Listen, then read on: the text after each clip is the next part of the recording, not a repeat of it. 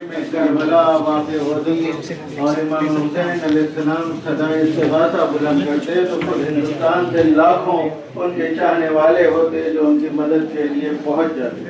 من یقین دارم که همه شما و همه مردمی که اظهار محبت کردن اگر روز عاشورا بودن از هر کجا بودن، مظفرنگر بودن، دهلی بودن، کلکته بودن، نمیدونم بنگلور بودن، هر جایی از این سرزمین هند بودن فریاد می‌زدن لبیک یا حسین و میرفتن.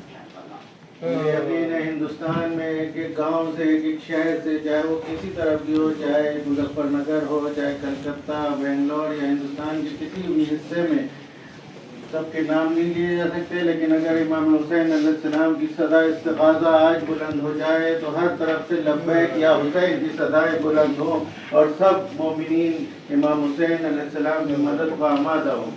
و یقینا مولای ما، آقای ما و حجت خدا رو این چنان در روز عاشورا نزدیک شهید نمی‌کرد. और यकीनन हमारे आका मौला को इस तरह से मजलूमाने शहादत उनकी वाक़ई न होती.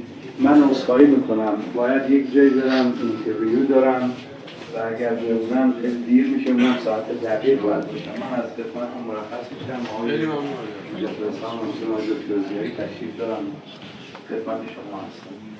माजरत चाहता हूँ, मुझे इसमें एक वक्त दिया हुआ है, इंटरव्यू है, कॉन्क्लेव है, उसमें मुझे पहुँचना है और वो वक्त पे ही पहुँच